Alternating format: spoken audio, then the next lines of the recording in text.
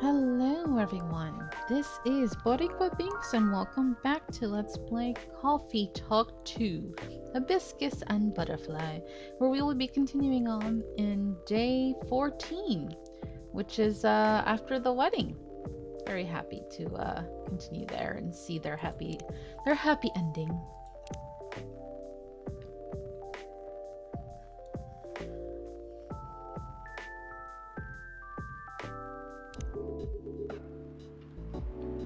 What would a dream house look like for the two of you? We're not too sure yet. But we're not repeating the same mistakes. No endless Tomodachi scrolling to look at other people's homes. And no overspending or feeling inadequate on my side. My love. It's alright. I'm glad we talked it all through. Lua made me realize that it's fine if I don't earn as much as she does, and if my family doesn't contribute anything. In fact, Lua's mom told me the same during the wedding. I didn't know you talked about it. Don't worry, it went really well. She said what mattered to her is that I make her daughter happy. Aww. Which is good, because that's what matters to me too. And a happy Lua is a Lua who powers through her job. Yeah, I really can't consider slowing down my career. Well, maybe a little. For the baby? Yeah, when the time comes, but the thing is, I don't mind slowing down my career. I've always been the one bringing up the kids topic. It's not that I don't want them, but I was afraid of what it'd do to my work. That makes sense. Women are always expected to do more when it comes to child rearing. Well, not in our couple. We've decided that when we have kids, I'll be a stay-at-home dad. Aw, that's cute. I'll still do some freelance work if and when I have time. Not so much for the money as to keep my brain working. But I'll be taking care of the little ones and of our place. You know, I keep thinking how happy I am that I met you and married you. Not many men would have wanted that. They're so great. That's so beautiful. You guys are so wonderful. You'd be surprised. Times are changing and so on. Times are making more room for people to follow their wishes. I've known many men who would have rather stayed home with their children than go to work every day and almost never see them. You two just complement each other well. I think so too. Mr. Miller. Mrs. W? No. Using my family name on you feels wrong. They would throw a fit if they heard you do that. They absolutely would. It's almost tempting. But none of that matters much anyway. Do they have their last names on here? I don't think they do they? No, they don't. It's just the first name. Which is fine. I was just curious. As long as we're still Lua and Bailey's. As long as we're still Lua and Bailey's. Cute. Oh, whose phone is that? No. Oh, excuse me. Who is it? About his new work? It sounds like Hyde has found a new way forward. He has, yeah. I'm really happy about that. When I first met him, I thought he was a bit mysterious. Of course he was. Let's see. Oh, Georgie? What's this? Can I play it? No? Earrings? I guess he bought earrings for his daughter or something? I don't know. Can't really tell. We already liked all of these. Okay. And honestly, a bit of a jerk. But he's really quite fragile, isn't he? There's nothing more solid and more fragile than an immortal. Yeah, nothing screws with your head quite as much as having unlimited time. Even elves with their only longish lives have issues. I can imagine. Werewolves are somewhere between elves and humans, and we also struggle with that stuff. I guess the bottom line is, everyone gets bored and confused once in a while, right? And the longer you live, the more once in a whiles you get. That makes sense to me. I will say, though, I'm mighty happy that he's sticking around. Oh, For all that he can be a difficult one, he also makes life a lot more interesting. you guys are so cute. Next time, y'all need to get married, okay? And we just really get each other after all this time. You two know what I mean. Yes, we really do. At this point, even when we need to take a bit of a time out, we can trust that we'll always find our way back to each other. That's right. You know, he's got a way of finding good people. Hyde, I mean. He liked Bin from the start. Not that I've ever disagreed, but he just really got you right away. He has been very kind to me, and perceptive about me as well. And I'm glad he befriended you two. This chat right now, it's really good. You're alright too, Gala. Yes, I'm looking forward to seeing more of you. Huh, right back at ya. Listen to that. It's pouring rain again. Ugh. It'd be really cold if I didn't have your jacket, babe. I didn't even realize she was wearing his jacket. I'm so slow. I just thought, she had a jacket on, but from the picture it makes total sense. Yeah, that's his jacket. Oh, what a gentleman.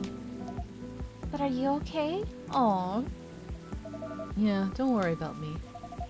I always worry about you. And I guess that's kind of my job now. Only if I get to worry about you too. You guys are cute. Get a room. But you know what's even better than worrying about each other? Not worrying about each other. Point taken. Rainy weddings are meant to be good luck anyway. I've always wondered where that came from. It sounds like lip service for the happy couple. To avoid a meltdown if it rains, which must happen often enough. Really? So you don't know? Don't know what. Maybe it's just a thing among elves. Have you heard of it, Ben? Are you referring to the goddess's tears legend? That's the one. Never heard of that. It's actually a whole epic in medieval elven poetry. But I can give you the short version. Go on, I'm very curious. Alright then. A long time ago lived a powerful goddess. That goddess had many children, but of all her children, one she liked best. They were the shyest and the quietest. When their siblings screamed for attention, they sat aside and played with clouds. When their siblings tormented each other, they silently looked at the stars. When their siblings ran away from the rain, they waited and watched the rain fall. The goddess thought, even if all my children desert me, this one will always be by my side. They are kind and gentle. They will love me and take care of me. Sorry. She thought of the days ahead and smiled. But one day, as the young godling sat on the edge of a cloud pondering the world, a gust of wind blew on them, and they lost their balance. Oh no! Oh no. Don't worry, it's not a sad story. Alright then. Carried by the wind, they floated down to the ground, and immediately they were astonished. There were so many things around them that they'd never seen before.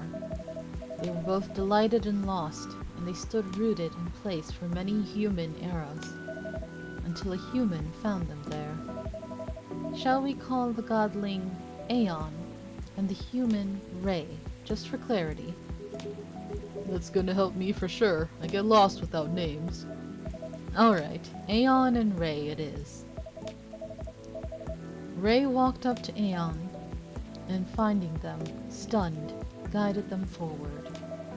They took them to their village and showed them how they lived their life. As days passed by, Aeon started talking to Ray. They discussed stars and planets, clouds and suns. They talked of harvest and of young children, of famines and old men. They talked of time and of eternity, and as they looked into each other's eyes, they found both the briefest of moments and the longest era in there.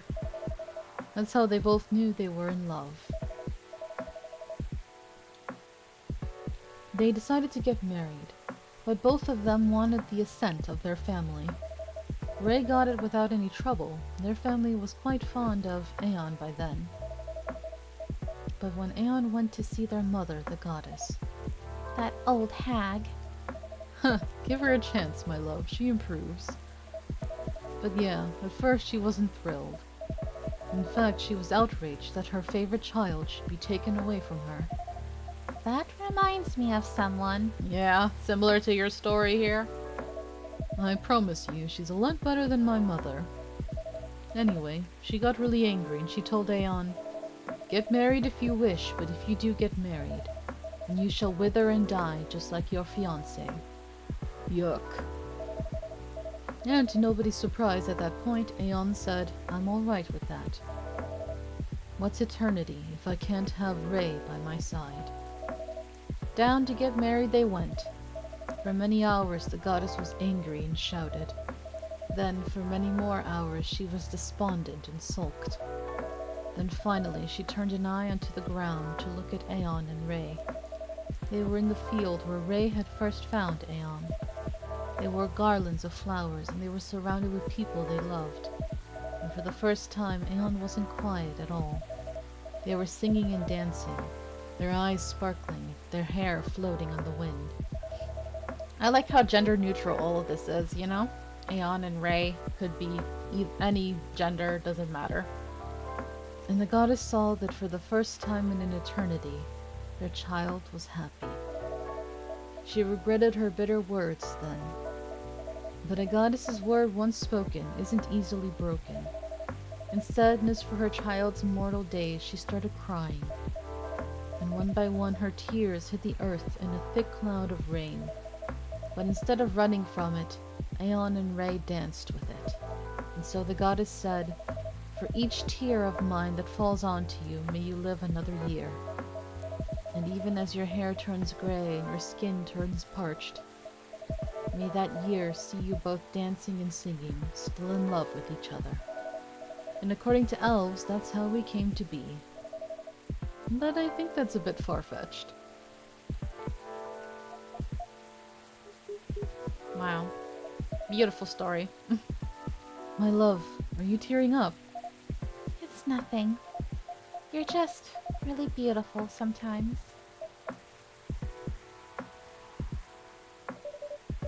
You're a born legend teller, Mr. Baileys. That was an astonishing rendition of that story. Yeah, that was epic. I'm not gonna look at rain the same way now. It's just a silly legend. It's not silly at all. And you're right, the goddess is a lot better than your mother. Told you. My history with rain is a lot simpler. I just really love it when it rains outside and you're all warm indoors. Yeah, that's a very cozy feeling. My bedroom when I was a little girl was on the top floor, so I could hear the rainfall at night when I was in my bed. It was great. I wish we lived in a world where everyone had that. A place to be safe while the rain falls outside. Yeah. For sure. A lot of serious topics today. The cat! Hey, how did you get in here? I didn't hear you enter, unless you came in when Hyde left. Ah, look, here's at least another someone who's safe from the rain right now. Oof, that's a very wet little guy. You are the master of cats, aren't you? Hey, maybe this cat will finally be a kitty who doesn't scratch you up and will accept and love you. You deserve it, Gala. Poor Gala. Did he just shake rain all over you? He did a little, but that's fine. He's a cute one. What's he doing here, though? Is he your cat, Ben? No, but he's been around a couple of times. I do remember seeing him a week or so ago. He's not any friendlier than he was then. Although he's not especially aggressive either. Maybe he's adopting this place. Wouldn't be the first. That's pretty much how you got Hyde, too. Like Hyde's my cat. That's cute. Now that's an apt comparison. It seems that he might be looking for something, though. Or someone. If that's the case, he hasn't found them yet. He came by another time a few days ago and was actually quite helpful. But he didn't look settled then, either. Where's your owner, poor baby? And there he goes. Very mysterious. What was that? I don't know what that sound effect was. What did I miss? A cat, apparently. Ah yes, I saw it go. What was that about? We're not entirely sure.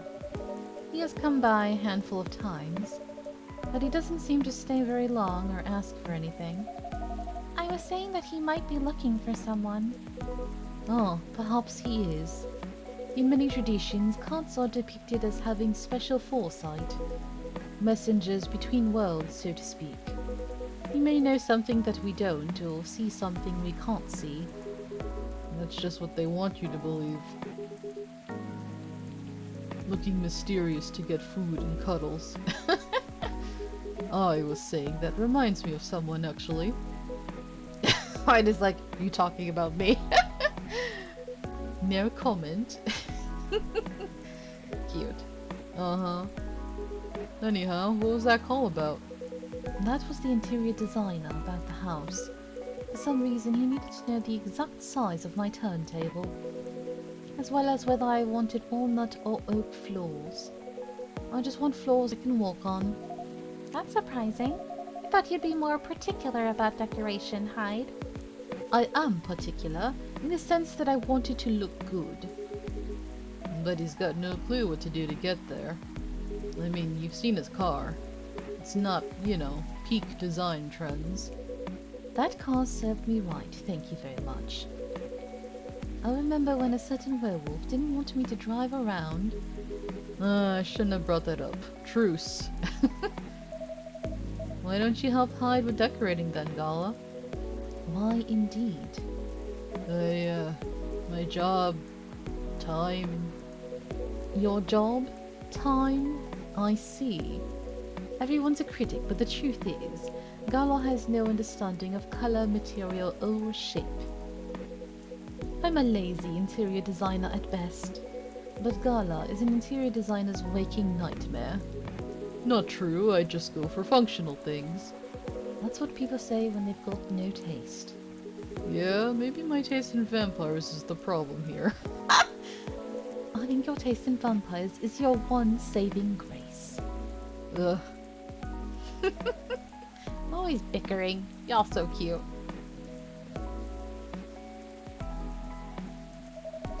You guys sound like you're gonna be just fine.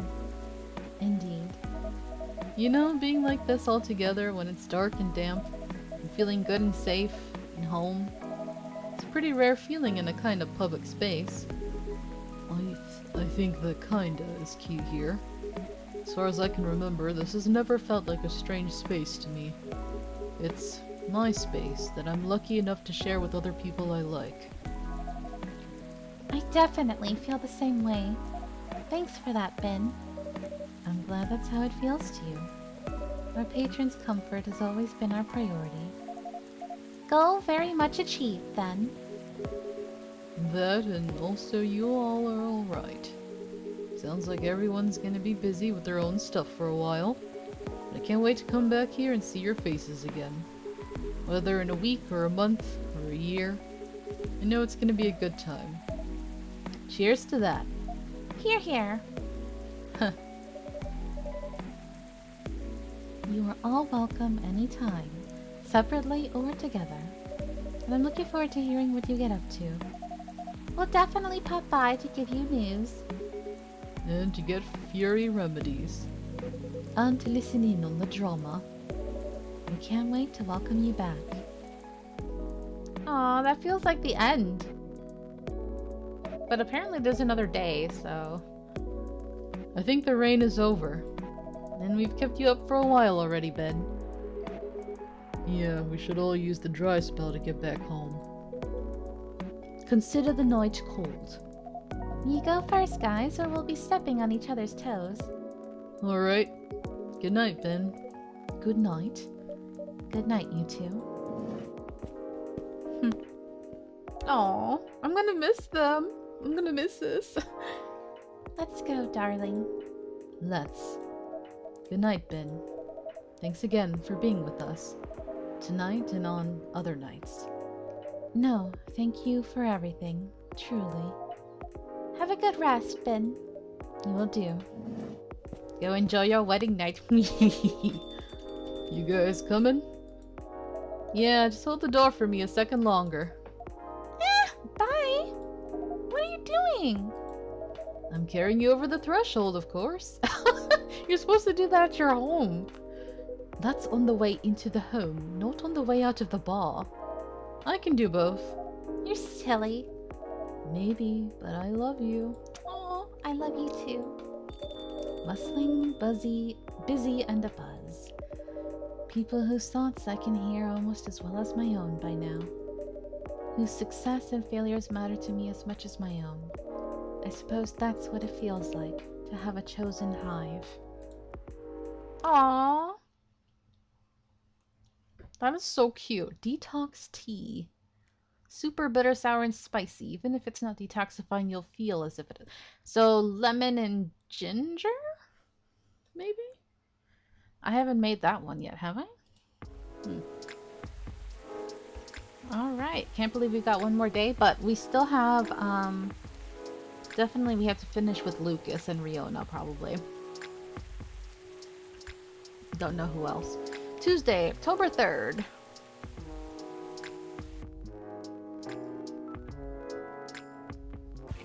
Okay. The Evening Whispers. Fire director resigns in the wake of shocking leaks. Hey, we got him. Good job, Silver. Heir of American business royalty disowned over choice of wife. Oh. Killer algae, a new invasive species. Alright, well, this is a short one, but we might as well leave the final day for the next episode. We'll do it all in just one episode. I don't know how long it'll be, but I think that makes sense. But thank you guys so much for watching. I hope you're enjoying this. And until next time, have a nice day. Bye!